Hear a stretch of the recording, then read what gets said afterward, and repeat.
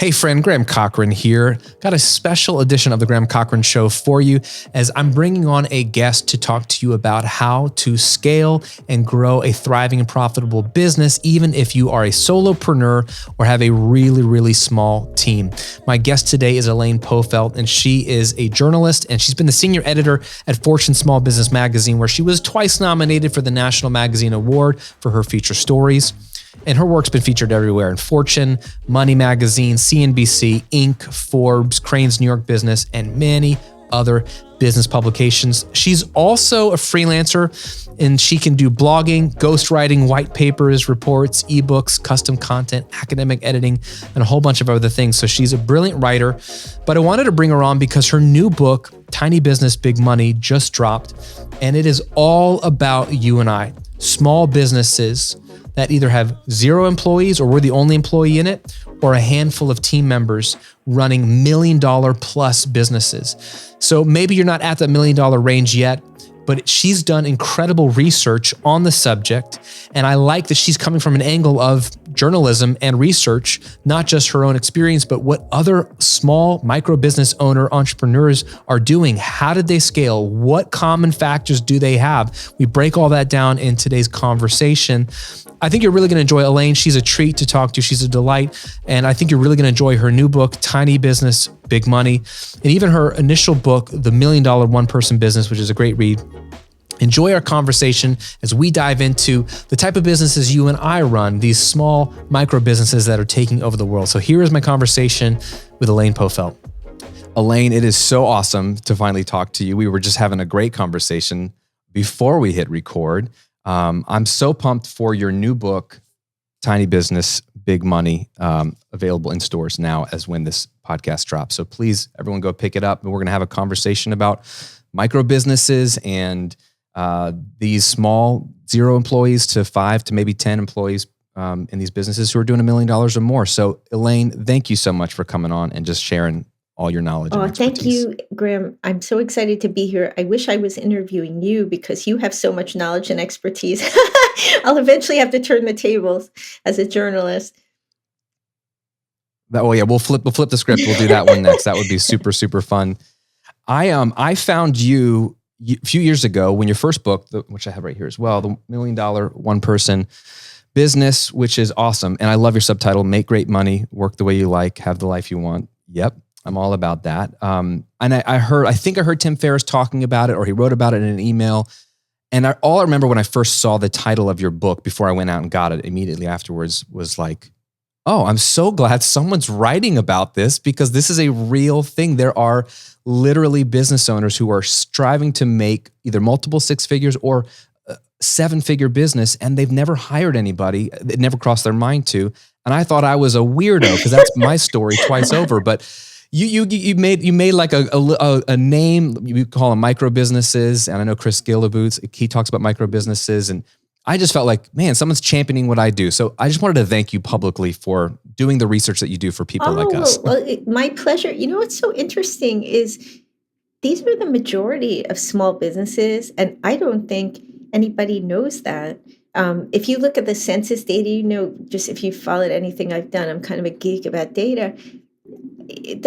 Probably 85% of them are truly non-employer businesses, meaning they don't have payroll.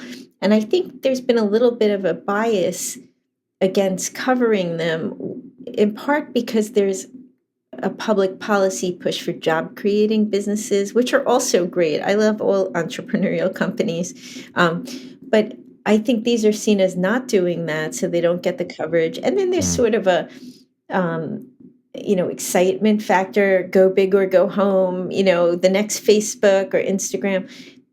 And we tend not to realize that most people, when they start a business, are looking to start a business like this and really need more information about how to do it in a way that is more lucrative so that they can live the way that they want. A lot of them get kind of trapped in low revenue, and they could do so much more if they knew what the folks who made it to high revenue are doing. I mean, that's why your work is so important, is sharing those best practices. And I was so grateful to the nearly 60 entrepreneurs in the book who shared what they are doing, all their secret sauce. They're very generous about their methods. And sharing their methods rather. And I so appreciate that.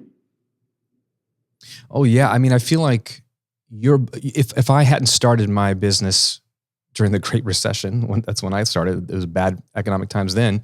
Um, if I saw your book, it would have finally, I think, given me a name for what I thought I could do, because I didn't know there was another option. I didn't grow up around entrepreneurs, so I wasn't exposed to it. So that seemed risky, scary. Raising money, all of it seems overwhelming. I'm a musician and a creative at heart, and so that my background is performance, not like running a big company. And I thought there was those extremes: either you work for someone or you run some big, like you said, Facebook or Instagram. And obviously, we know there's smaller businesses, mom and pop shops, your local sushi restaurant, whatever it might be. But even that seems like a lot of work. And I think you're shining a spotlight on basically, it's an alternate way of making a living. And maybe people don't want to use the term entrepreneur or business, but they want to connect with people, add value in the marketplace, and make a living, and have a simple way to make a living. And man, your research is at the right time, especially with the pandemic. It's only heightened that. I feel like there's now another class of people that can exist, and I'm trying to help them. You're trying to help them. And I just think it's great. I think it's really cool that entrepreneurship has become so much more inclusive since the pandemic, especially. People had more time now because of not commuting into an office. And there are a lot of people who, like you and my dad was a civil servant, my mom was a secretary. We just weren't exposed to entrepreneurship, and our parents raised us to get a steady paycheck. And that was seen as the ideal. And there's a lot of value in that for a lot of people, but everybody's different. And a lot of us want flexibility. You're a musician. It could be, I have 4 children, could be personal interests, like a sport that takes a lot of time. And this allows you to have a lot of freedom. What I think is so beautiful is that a lot of people who are like us, who didn't have the exposure, had a chance to do a side hustle, and they discovered they're actually pretty darn good at it, something they would have never found out. And they're starting businesses in record numbers. I think SCORE just released numbers saying the number of people who started new businesses last year was 5 million. And it was up from 2 or 3 million a few years back.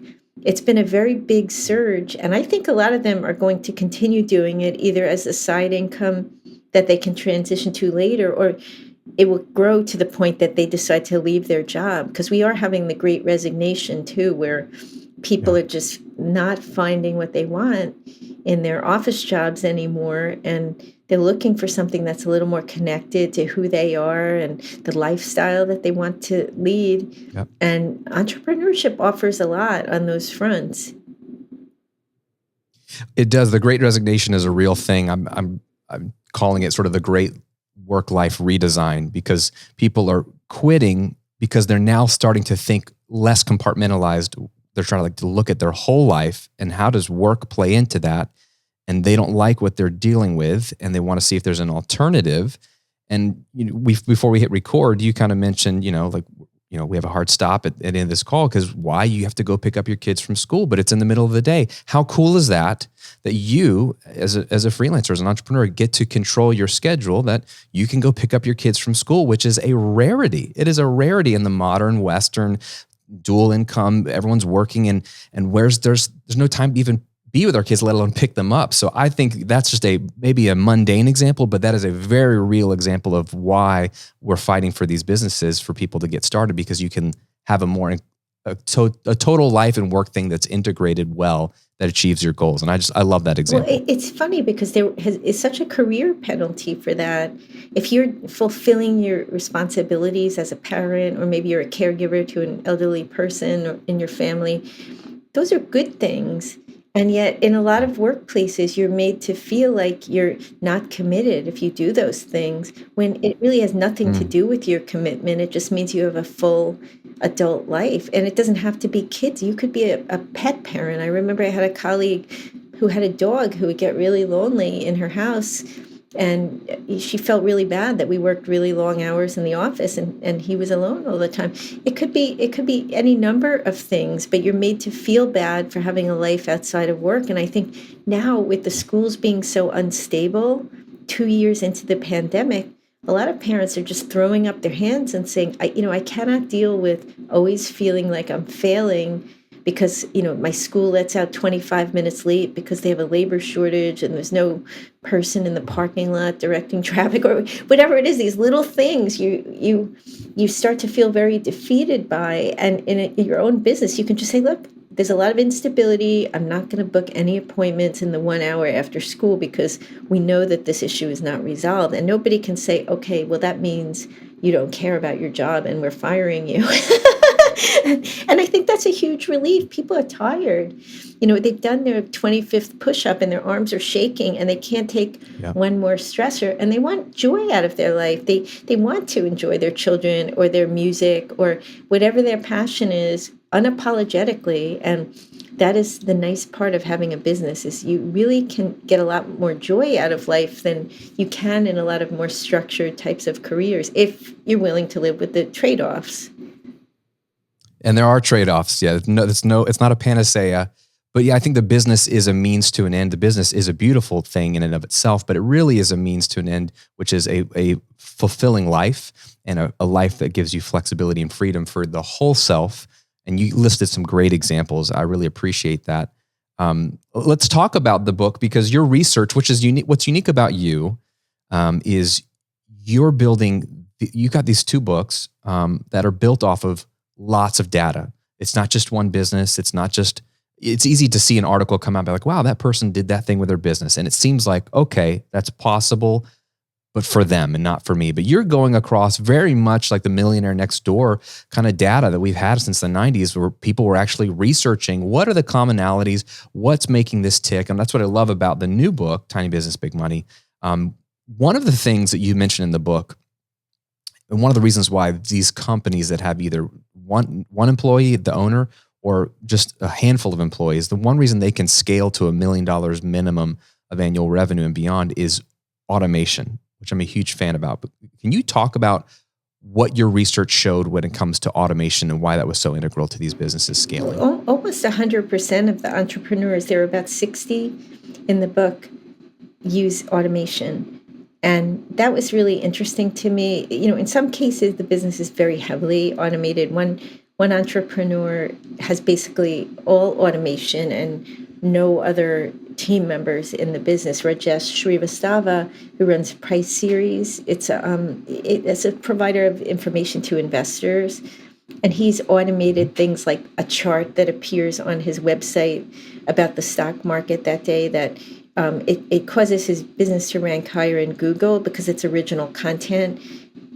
He does have a background in big tech, but he doesn't work in that anymore. So he had the capabilities to do it. But you can hire people to do the automation for you. And it's often the first step to offloading some of the work. It's the lowest risk, because if you try an app or tool and you hate it, you just don't subscribe to it anymore. You don't have to fire the app, right? It's when you have human beings with feelings, it's a lot harder. And then the next step is they almost all use contractors too. A contractor is pretty low risk because you can try them out for a small project and you see how they do. If they don't do a good job, hopefully you didn't give them like a $50,000 project. Hopefully it was like a $400 project that you didn't need to do the next day. And you just don't offer them any more work. And, there's no harm, no foul. Eventually, it starts to make sense to hire employees for some businesses because you need the people more consistently, or you have to follow labor laws.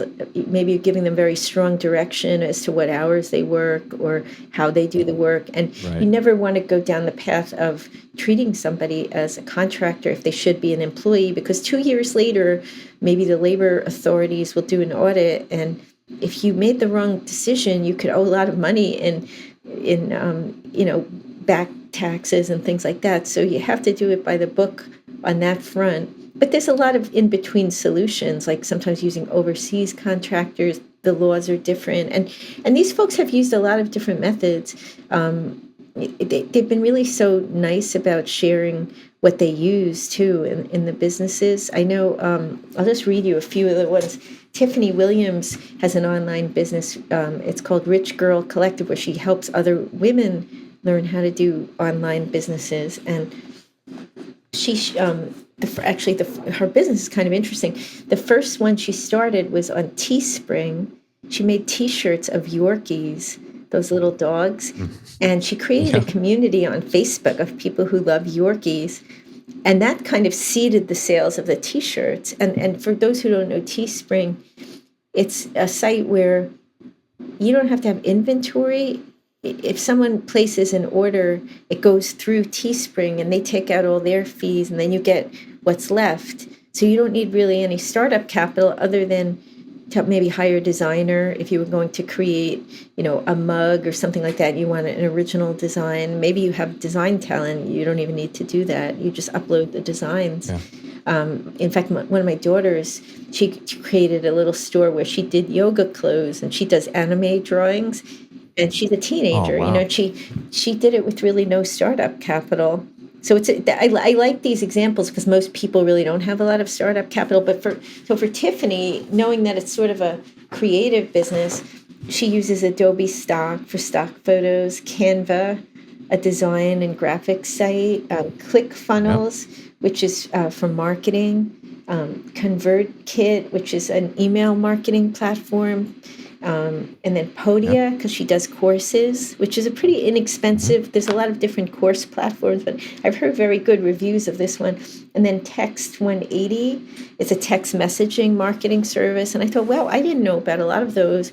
And what I recommend is for those who read the book, take a highlighter, and highlight some of them that are relevant to your business, because they're not going to be relevant to each industry equally, right? You might not ship any products, and then you don't need a shipping app. And then test them out, do the trials, and see if you can get back a day or a day and a half of time by using them. I mean, one I know that has given me back a half a day every week is a very simple one, Schedule Once. A lot of people use Calendly. There's a few other ones. Yep. But think about how many times you write back and forth about, should we talk on Monday at 10 a.m., and it's such a waste of time. It's much better to use these apps. That alone, if you schedule a lot of appointments, will get you halfway there. And then, an accounting app or something. Like I use Bench for my bookkeeping. You attach all your accounts to it. I found out about it from a podcaster, and everything kind of automatically uploads, and there's sort of an AI element, but you do have access to a real bookkeeper. And my books are in beautiful order because of this. And they never used to be. I'd be, it would be a beautiful Saturday. I wish I was doing something with my kids. It's July, and then I'm in there doing QuickBooks, ready to kill myself. I never have had that since I got Bench. And so I'm not saying that's the only one. I'm sure there are competitors to Bench that I don't know about, but just that alone probably gave me back at least 2 Saturdays a month. And that's the point of these businesses, and the whole point of passive income is so you can really live your life and not spend it on mundane things that you really don't want to be doing. Those are all great examples, super practical. I remember, I think when I read Tim Ferriss's The 4-Hour Work Week, he was the first person, and I read it in 2007, the year it came out. I was still working in corporate America at a tech company. I was an audio engineer.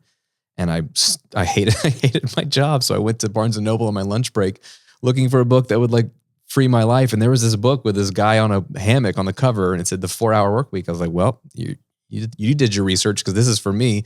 I read the book and I returned it the next week because I thought it was a fairy tale. I was like, this is ridiculous. I can't do this. But I hadn't started a business yet. And then 2 years later, we moved to Tampa, global recession. I lose 2 jobs. I'm starting a business without realizing it. And I rebought the book, and I since reread it every year. And I don't subscribe to everything Tim does, but one of the things Tim really pushes in that book that I always have appreciated is a new look at your time and how you spend your time. And I think you have entrepreneurs who are starting a business who realize a couple things. One, they either go one of 2 paths. Either I have to do everything myself. This would be me. And so you're going to start to realize this is a lot of work. I got to write the sales copy. How do I get clients? How do I do this? How do I build a website, maintain a website? And so, but they want control. And so they do everything themselves, and they burn out, or they get exhausted, or they resent the new boss that they created, which is themselves, this new job they created. Or they're like, we can just hire 1 million people but they don't have the resources or the skill to really manage people or even hire well. And so you can make mistakes either way. But I love the framework that Tim gives in the 4-Hour Workweek, which is really analyzing all the tasks that your business requires. You mentioned bookkeeping is one of them. And then really going through a 3-step process. One is first eliminate. Is there anything that I can actually eliminate? He's a big 80-20 guy. Like, you might be doing 100 things for your business, but do you really need to do all 100? Could you get rid of 20, 30, 40 and it may not make much of a difference on your income. A lot of that for a lot of my students is they spend a lot of time posting on social media and they find that, wow, I'm spending a lot of time here, but I don't know if that actually tracks to sales when they could do some other things strategically with content that would take less time. So eliminate first. And then to your point, automate before you even think about hiring. After you've eliminated stuff that no one should be doing, not even the robots, then what can you automate to these apps that are lower cost? To your point, you don't have to worry about hiring or firing an app. There's no emotional drama there. My wife has a company and she manages 5 or 6 ladies, and she's like, I almost would rather work with men sometimes because there's a lot of emotions with all these women, and it's a lot of work to lead a team. But start with the apps, and then what you can't eliminate and you can't automate, and a human must do. You don't have to do all those things. You could delegate. That's the other one, and outsource that. And now we've got amazing resources like Fiverr or Upwork that can pool together talent and make it easier to find a one-off contractor or someone that can be your regular person for whatever. And those 3 steps really, I think, help me and my students realize it doesn't have to be me doing it. I can not just build a profitable business, but one that gives me the life that I need. And it's just practical and it's more affordable than ever to do these things. Yeah, I agree with you. I think Tim Ferriss has had an incredible impact, and it's something I didn't really know the extent of until I did these 2 books. And when I was interviewing people about who most influenced them, his name kept coming up. In an interesting twist, when I worked at Fortune Small Business Magazine, one of my roles was as the book editor. And I almost never excerpted any books because, as we both know, a lot of business books are really boring. And I was always, they might have good information, but they're just not a good read. And so we had a pretty high standard. It was Fortune. And I went to lunch one day with the publicist for his book. And if I recall correctly, we were both pregnant with twins at the time, and we really bonded. It was like a hot day, like being pregnant with twins. And I complained to her about the lack of these good books that I wanted to excerpt. So a few months later, she wrote to me by email and said, Elaine, I think I found a book that you can excerpt. I think you're going to really like this. And I looked at it and I loved it. And I did actually the first serial excerpt of his book. And I was able to find out a little bit about his business at the time, because in Fortune Small Business Magazine, we would only write about businesses with revenue above 1 million. And he was doing a private label supplements business. And so he knows a lot about e-commerce and running that type of a business in addition to the empire that he's created now. And I found in the $1 Million One-Person business, these were solo entrepreneurs. This book is people who are at the stage of building more substantial teams, up to 20 employees, or bigger teams of contractors who meet on a more recurring basis. Same thing. A lot of them, I think his brilliance is really, none of those ideas are unique to him. Like automation has always existed, but he made people understand how they fit together in designing a business and a lifestyle that you want, and made them understand why it's important to learn these things and really bring them into your business in a very colorful, inspiring way. I love that. In the back of the book, you have a couple of appendices. One's very short, but it was really interesting to me. It was, what do these tiny businesses that you researched have in common?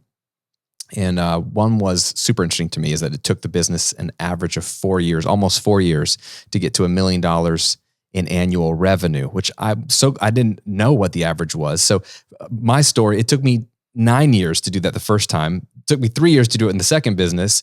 I was a little bit slower than even some of my students have done it faster too. But I thought that was fascinating. There's a couple that I was really interested in, but what on that list did you find most interesting, especially when you did the research, so you kind of knew it, but when you put that little list together and you see it all there, like, What stands out to you as the most interesting Well, commonality? that was definitely one of those things. I don't know why 4 years is the magic number. And I will say this is not a totally scientific study. This is the people in the book. A normal sample size for a survey, I contacted a research firm, would be 200. And so this is, I think it was about 50 of the entrepreneurs in the book. But I still think it's significant because I haven't seen this kind of research anywhere, and it's a jumping off point. It's a community, and I hope Yes. others in this whole entrepreneurial world will study this more. They hired their first employee on average of 4 years. So in terms of one of the messages of both books is to keep showing up, right? View your business as a practice. You're never going to reap the rewards if you just work on it occasionally. And there's something where you do consistently work on it that happens at 4 years. I don't know why it's 4 years. I would love to know more about that. Maybe that's my next project, is finding that out. Another thing that was really interesting to me is 88% of them exercise, right? And you think about the lifestyle of some entrepreneurs. When you're starting up, we're talking about balance, but realistically speaking, sometimes there is no balance in the beginning, and you feel guilty just taking a half an hour to go for a walk or go to the gym. It's important. And I think the reason is that you really have no backup when you're an entrepreneur. That's one of the downsides. Like if you're sick, there's no one to do the work necessarily. If you're in a 1 or 2 person business, you're kind of not bringing in revenue, or you're disappointing people, or having to explain to people why you can't get things in and or deliver the products. So the more healthy you are, the less that happens. You're like a food truck, right? Like if you have a food truck and it's in the shop. I've interviewed a lot of food truck operators, and I'm like, what's the worst part of the business? They're like, the truck breaks down and then we can't sell the food. It's the same thing. Not that people are trucks, but you really do have to take care of yourself. So I highly recommend that at a minimum, everybody go for a half an hour walk for 4 days a week. The top type of exercise was yoga, which made me feel good because I saw that. Yeah, yoga. Because they're stressed out, Elaine. That's why they're stressed out and they need to calm it down. Well, it's a mind-body thing too, I think. You know, you do get, if you do hot yoga or flow yoga, you do get a really good workout without all the. What's flow yoga? I know hot yoga. What's flow yoga? It's kind of the same thing. You know, usually the hot yoga does flow. You know, it's like a little bit more of a quick pace yoga. A little less meditative. It's like my school calls it a moving meditation. So you would be sweating if the room was cold. But strength training was another one that was popular. There were a lot of meditators. I've never really been able to meditate. So when I saw 34% of them meditate, I thought, well, that's actually a pretty good number. And not all of them use business coaches, not all of them use masterminds, but a significant portion do. And I think that speaks to how they're really lifelong learners. There's no class. I mean, there are entrepreneurship programs in universities, but the majority, I don't think, go to those. I think they learn on their own. They learn from other entrepreneurs. You and I were chatting before the recording started rolling about how a lot of these folks seem to know each other. I don't know how they really meet. You know, that maybe they go to entrepreneurship events or they're in online forums and things, but they're continually learning from other people on the front lines and then testing things in their business. I think anybody who's listening to this who wants to start a business has to really make a commitment to that, because what you know at the beginning of your business, it's not going to get you to that next level. You really need to be talking to other people. Plus, it's good for your sanity, right? Like these little businesses, you don't have that much contact with other people sometimes. So it gives you a good reason to talk to people and meet them. I mean, I think that's you just hit on that final sort of major negative about a one person or small team business is the isolation, which even gets to introverts. I'm an introvert. I'm a lone wolf. I can do this all day by myself, but even I get lonely and like, I need to talk to somebody else. And then also just to bounce ideas off of. And so that is a negative. And I think to your stats, I mean, you've got in the book here, it says 45% of them belong to an entrepreneurship group. So almost half of them are in a group, let alone just listening to a podcast. I see that in my experience. I have a community that was started because people begged me for it. Like, I need to talk to other people. Where can you vent about something that your friends won't understand or identify with? Where can you ask good questions? Where can you share your wins and celebrate unique, specific wins to this type of business where other people say, oh, I know exactly why that's a win because I'm trying to do the same thing too. So I think that community piece is important. And it's interesting that when I look at all these things that they have in common, I thought I was going to see this list and look at like, they all have this tactic in common or something, but it was really, a lot of them are self-care, exercise, meditation, business coach, belonging to an entrepreneurship group. If you're a one-person business or you're the main person in the business, you are the asset. If you don't take care of yourself, then as the asset, the business won't exist as an asset. So that was eye-opening. I think it's really true during the pandemic too, because we've been through so many ups and downs. And one thing many entrepreneurs have seen is income fluctuations, because maybe some of your clients got hit or market conditions change, or you're having supply chain issues. Could be supply chain issues in your house. I know I do 6 loads of laundry a day, and my dryer broke. And the guy came here yesterday. He's like, "I'm so sorry, ma'am. The part is on back order." I'm like, "It's on back order? That means I have to hang dry 6 loads of laundry every day for the indefinite future. That takes my time up." And it's not something like I don't know if there's a person I could hire to come in and do that. I don't want to spend Saturday at the laundromat. So little things like that too can stress you out. They're not earth shattering, but it's really important to connect with other people who have this lifestyle where if you don't work, you don't get paid, and understand that, because that's not the case for everybody. Like if all your friends are school teachers, or, they have a different type of a career where their income pretty much keeps coming. It's hard for them to lose their income. So yes, you may feel like you're just the only one struggling. Whereas if you talk to a group of entrepreneurs, they know exactly what you're talking about, and they accept that. I mean, because there's risks to having a job too. Like if you don't have a government job, yes, you work in the private sector, things can happen where you lose your job and then you've lost your whole income. And even the government can shut down. Right? It happens. People they don't have a paycheck that anymore. Is true. Actually, some of them they do lay people off. I think it's just really important just for your mental health and just feeling excited about your life, and as a way to make friends too, because we all need friends, and it's harder as an adult to make friends because you're like living your busy life with all your responsibilities, and you can't just go to bar night every night and meet your friends, as you get a little older. So I think all of it is really, it's telling, but next time I'm going to ask them about their tactics too. I have a lot of case studies because one thing I found, and you probably find this too in your work, is you could have 5 different e-commerce businesses, and they're all going to be run a little differently. They can all be equally successful, have the same number of people, and have the same revenue, but the way they get there is different. And so there's not really a linear path. And sometimes I get people that are like, "Can you kind of create a recipe for this?" And no, the answer is no, I cannot do that, because like you said, you're an introvert, right?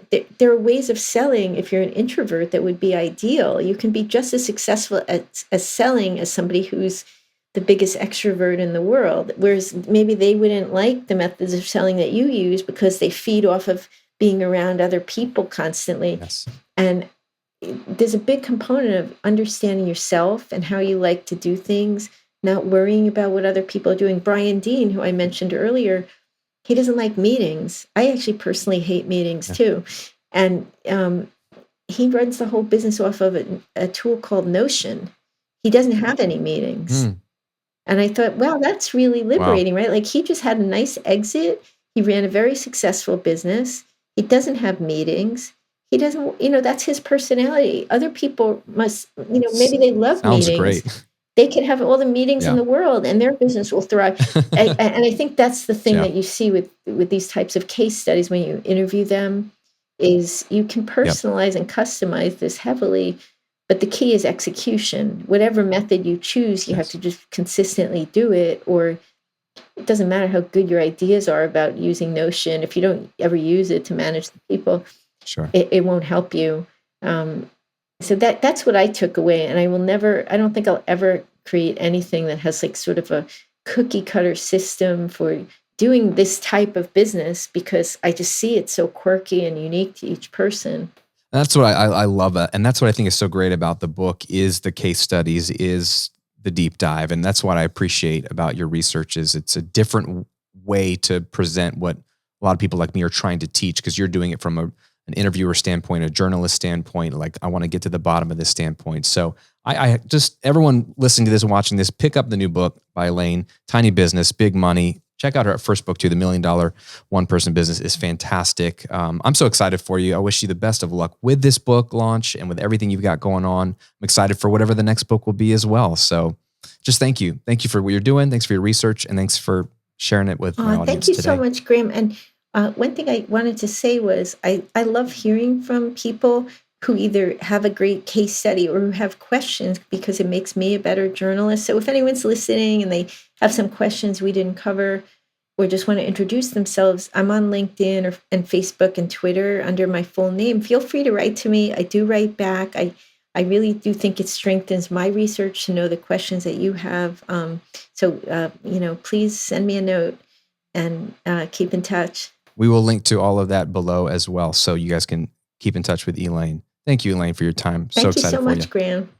I hope you enjoyed that conversation with Elaine Pofeldt. Her new book, Tiny Business, Big Money, is available in stores today, anywhere books are sold. Go support her, check it out. I think you're really going to enjoy all the interviews she did with all these business owners. And check out her first book too, The $1 Million One Person Business. It's directly geared towards people like you and me. And I think it'll show you what's possible without having to have a massive team. If you want to get started on your $1 Million One Person business, then consider downloading my free guide, 30-Day Online Income Jumpstart. This is a simple PDF that walks you through a 4-week plan to launch your business, to start from zero and go to making money in 30 days. Will it be $1 million in 30 days? Nope. It'll more likely be a few $100s, but it'll be the start of an online business that you can scale and grow from there to 6 figures and then eventually to 7 figures and beyond. It's the same business model that I use for both of my 7-figure businesses. It's a free guide.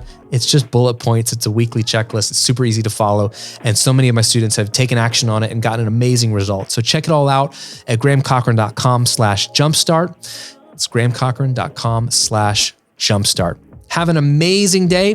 We'll talk to you on another episode real soon.